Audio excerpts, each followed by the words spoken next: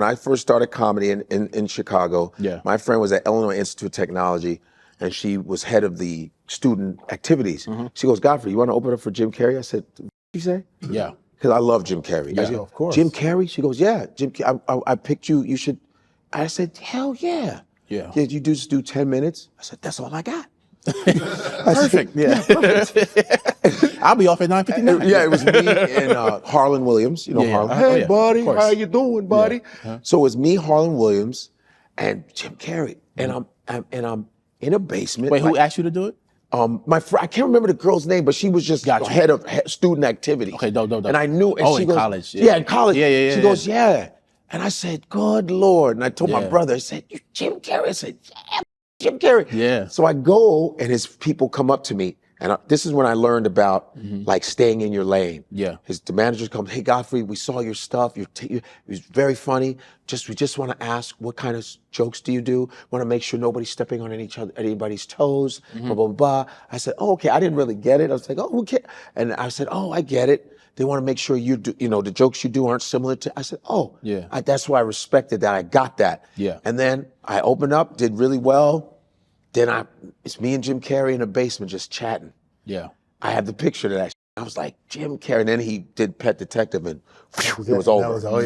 I said, I was just with this guy. Yeah. And so he's obviously one of the icons. I got to ask you, like your top 3 all-time greatest comedians. Give me that list. I'm 5. Okay, top 5? Okay, top 5. Yeah, try. That's tough. Okay. I gotta go for sure. Dave Chappelle for me. Right on. Okay. Bill Burr.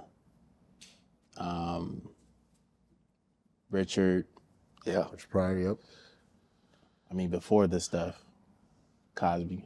Yeah, he was bad. We're just talking talent, right? Okay, talent. We're talking talent. Talent. No, you're not gonna get canceled. Okay. Well, here's the thing. Ain't nobody coming for you. Hey, Cosby. Was that 4 or 5? I was 4. Richard Pryor was influenced by Cosby. Seinfeld influenced by Cosby. Louis C.K. influenced. Cosby's a bad. And my first job was working for Cosby. Yeah. The second Cosby show, I was audience coordinator for half a year. So I got to see his genius. And when I tell you, it's bad man. Ain't nobody Cosby, because I seen him do set. I had to bring out the cast and to see Cosby like do a scene and stop the scene and go, okay, this is what I want you then do. Ready, action. Right. Yeah. Funnier again. Oh, stop. We're going and then I want you to funnier again. Jello pudding pop. He is cold. And number 5. Probably it's tough, man. Either maybe Damon Wayans. Damon Senior. So okay, he was cold. So I mean, you're a comedian. I want to know what you learned from Jim Carrey, and then who are your top 5? Jim Carrey, I learned, and then as you see Jim Carrey from In Living Color, which black people discovered Jim. Jim says that black people gave me a chance. Yeah. SNL didn't. It was Keenen, Ivory, Wayans, who's a master genius of creativity, who deserves his flowers forever.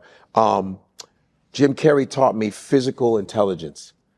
Jim Carrey's physical, he's like a cartoon. He literally can contort his body in any kind of way. When he played the Joker, when he played Fire Marshal Bill. Yeah. Oh, that's really good. Let me tell you something. Let's just say you recognize That's a great impression. Right. Let me show you something. Tell you something. Godfrey, I taught you more than that. When he did just Vanilla Ice and all that, he could just morph into committed. And so I learned physical intelligence when it was properly done. He would do certain things at a perfect time. That's another thing I learned, because I could do physical. And there was a time my old manager told me, who was one of the smartest men I ever met in my life, and he was like, we would watch prior specials and different specials. He goes, you see, when you do physical comedy, you want to make sure when you do that physicality, it's at the right time, not too much. Because in black comedy clubs, you be like, oh, you do everything. You don't give a you just want to be funny. But as you grow, you do it at you do it at the right time. So that's what Jim Carrey taught me, was physical comedy, and because he's so intelligent physically, he does. You go, damn, that's genius. But my top 5, to me, is it's Richard Pryor, George Carlin, Paul Mooney, Fox, and Cosby. Yeah. Cosby. Yeah. Eddie doesn't make the list. Eddie is because Eddie didn't have as many specials, but Eddie is there too. For sure. Eddie, I mean, a lot of it's interchangeable. You ask me 2 weeks from now, it might be a different. You know what I mean? Yeah, but people that I watch the most, it's people I watch the most. Yeah. I watch Paul Mooney because you better understand where the I'm coming from. Yeah. White folks do not like. What about Dave Chappelle? Because I find him to be, especially the way he can handle like life experience, but then also too politics.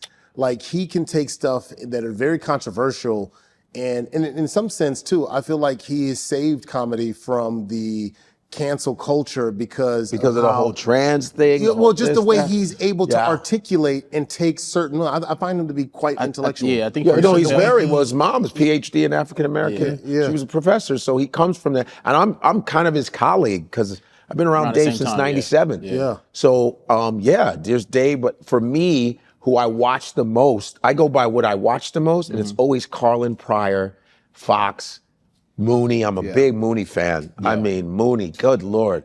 I love watching Mooney. And so the ones that I watch, I consider my favorite. Dave is one of the greatest. I love what Burr is one of, and he's going to be one. We're all in that mix. Yeah. We're all in that mix. I'm going to blast through some of these too, because I want to make sure we get these out for you.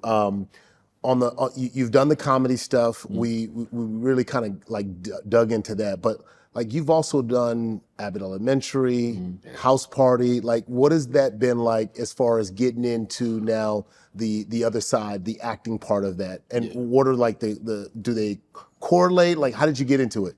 Yeah, acting was just more of a natural progression as well, because I remember like really loving all the sitcoms, My Wife and Kids, and the Jamie Foxx Show, Fresh Prince, etc. Just like really like identifying, like really vibing with that. So I knew I wanted to get into acting. I didn't know how per se, because when I left college, I was like, well, how do I do this? Because I kind of missed my chance to major in acting. My parents was like not into it. Oh hell no! They're like, you what's up? What? Right. Science. Yeah, and so I found some acting classes. Was taking improv, and then got an agent through like this stand-up competition. And then my acting agent kind of like signed me on the spot when we met with them. I started going on auditions. My first audition, I got pinned. I think because I wasn't like in my head. I was just. Pin means they're holding you. Yeah, I was just like a normal person. It's like that Robin Williams show. Oh, Robin Williams. Yes, yeah. But and did it in the booking it, but that was like a wide-eyed moment for me. Like, oh, maybe I can actually do this. And so just kind of like start taking it seriously. And it was weird adjustment for a comedian to become an actor because we're used to saying something funny and then hearing the laugh. But in the audition room, you say something funny, and it's just silence because they're allowing you. You can't break that fourth wall. Yeah, they can't say nothing, and that was a big like because I'd be so excited to say like, man, I'm trying to break them, and then you don't get that laugh. It's just you miss that. Yeah. So I had to like really like all right, it was a mental shift, and then I also have to remind myself as a comic, the reason you're here is not necessarily that you're like this great actor, but because you're a really good comedian, so don't lose it. There's no better time than now to drop in New Jersey, right here at the World Cup. 154 jersey, go get it. Bringing Africa around the whole globe. Ain't no place like home. Ain't no place like